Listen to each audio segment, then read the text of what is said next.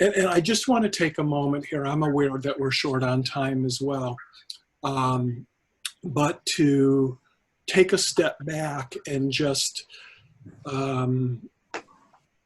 express my gratitude for this Dharma festival today.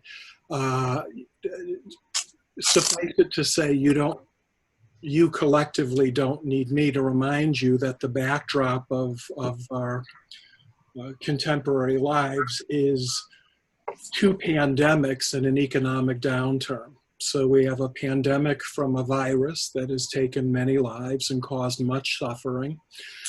We have a pandemic of racism that has been around for decades, but I think many people are looking more deeply at. Many people, over and above the health repercussions of the coronavirus, have experienced losses of jobs and income and worry about putting food on the table and the like. But perhaps not in spite of that, but because of that, I feel particularly moved by today's gathering. One of the beautiful things, many of us have an affinity for Thich Nhat Hanh and his writings, and so many of his books could almost be a teaching unto themselves. And one of my favorite books by Thich Nhat Hanh is called Being Peace. And the name of the very first chapter is Suffering is Not Enough. Suffering is not enough. And we're reminded to celebrate the little blessings in life along the way, as well as the big ones.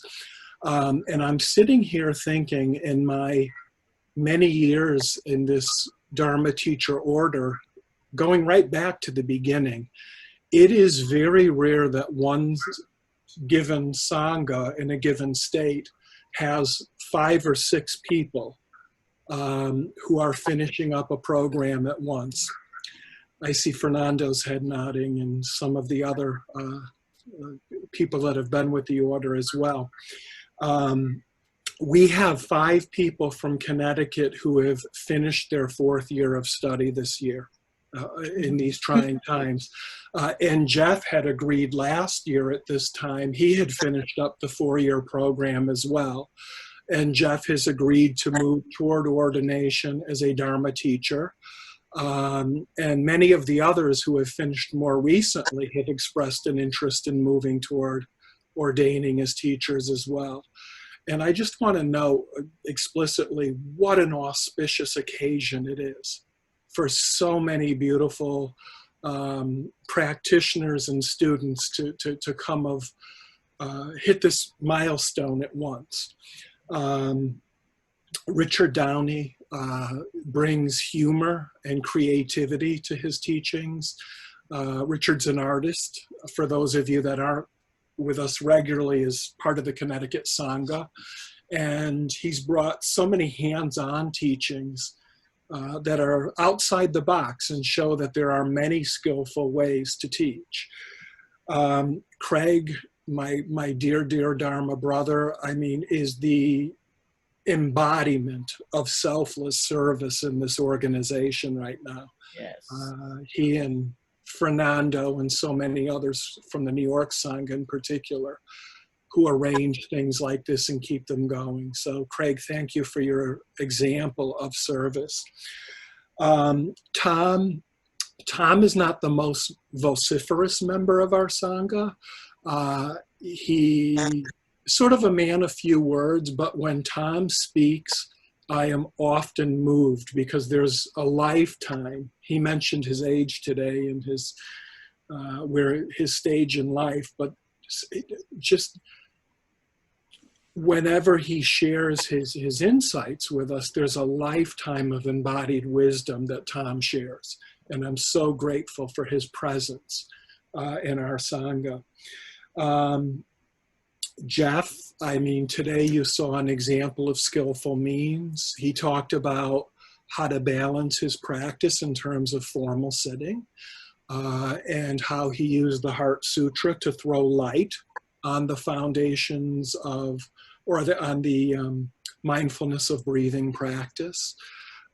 And he does this every time we meet. He brings in skillful means in his teachings. And I'm so grateful that, Jeff, you accepted our invitation to move toward ordination as a teacher, because I think you're going to be a remarkably skilled, although humble teacher. Ted has a brilliant mind. For those of you that don't know this, Ted is a geneticist and a faculty member at the University of Connecticut. And despite the occupational hazards that come with a mind of, or a life of the mind in his professional work, he has a gift for cutting directly to the essence of the teachings in a simple, eloquent, understated way that I have come to so greatly appreciate. And then finally, Janet, who just shared so beautifully her reflections on the 5 remembrances, is an embodiment of loving kindness and compassion and listening deeply.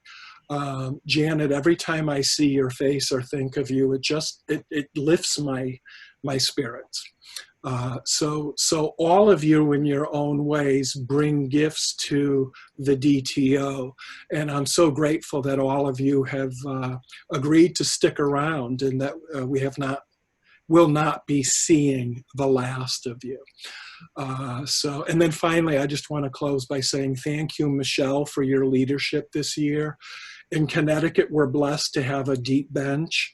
Bobby and Deborah and others, we rotate from year to year who's going to formally be the coordinator for the classes.